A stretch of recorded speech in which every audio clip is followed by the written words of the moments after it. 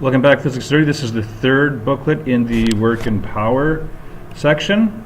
And in this booklet, we'll be looking at power and horsepower, expressing the correct SI fundamental units for fundamental derived units for power, solving problems involving power. So power, if we look at it, it is the work done, like we figured out in the previous sections, over time. So if you can do a lot of work in a short amount of time, that's a lot of power. So when it comes to doing the same amount of work, what determines the power? Of course, the time in which that work is done. If we look at the units here, of course, work is force times displacement, which is Newton meters or joules. So, and time, we're talking about seconds, so joules per second, and that is shortened to be watts.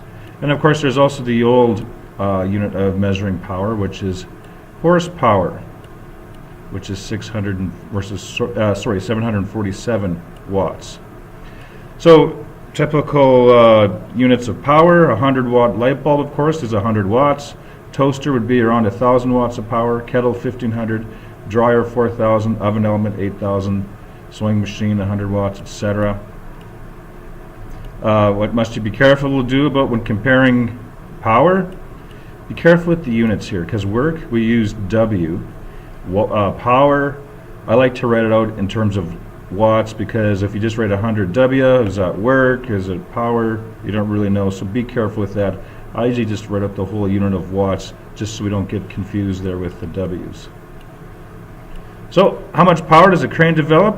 Doing 60,000 joules of work in 5 minutes. Determine the answer in watts, then in horsepower, so we'll see how to change that. So of course we have power is what we're looking for. It's a crane lifting up something. Work is 6.0 times 10 to the 4 joules. Time has to be in seconds, so 5 minutes. 1 minute is 60 seconds. So of course our minutes cancel and we're left with seconds.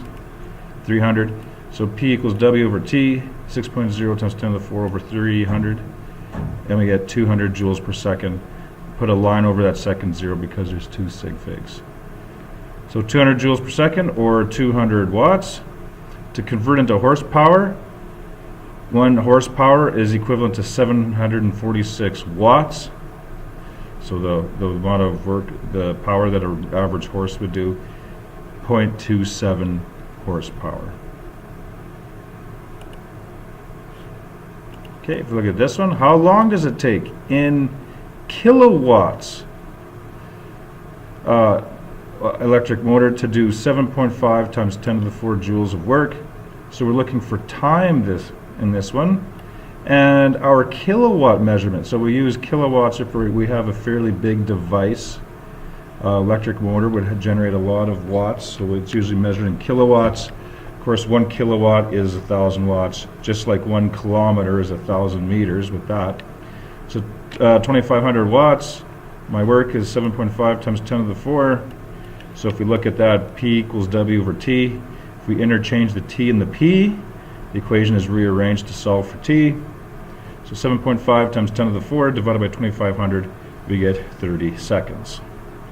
Because we have our work in the joules and power, joules per second, so the joules cancel, seconds flips up, and we have the right unit.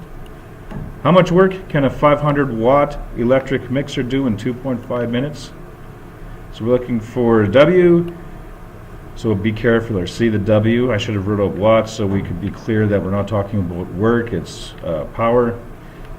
So the power is 500 watts. We're looking for work 2.5 minutes. Change that into seconds, 150 seconds. So P equals W over T.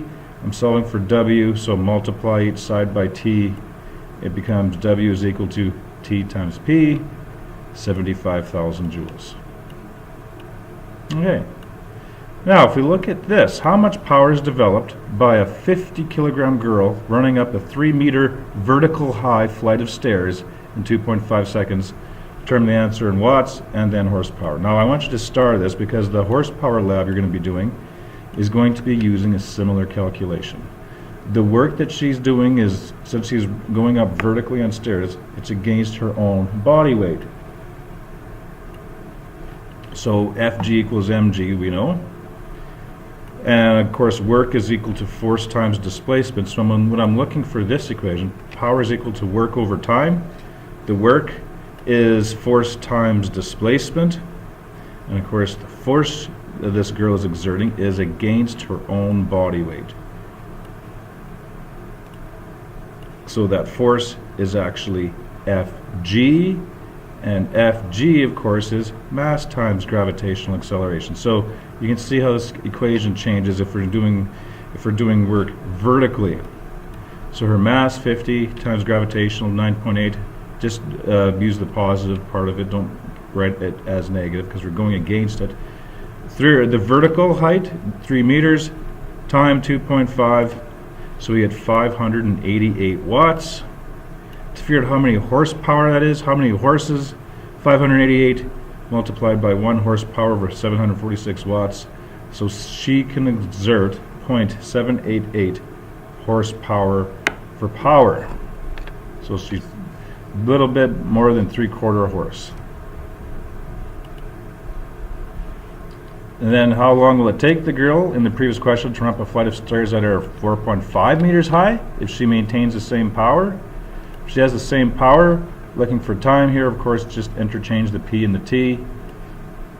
And Fg times D over P, because she's working against her own body weight, mgd. And so we had to expand the work equation into mgd because the displacement is different. It's 4.5 now. 588 watts from the previous question, and that works out to be 3.8 seconds. And of course, other questions we could do. A boy who can generate 500 watts runs up a flight of stairs in 5 seconds. How high are the stairs if the guy is 62 kgs? So again, manipulate the formula. P is equal to W over T. W is force times displacement. Since it's against his own body weight, mgd over T.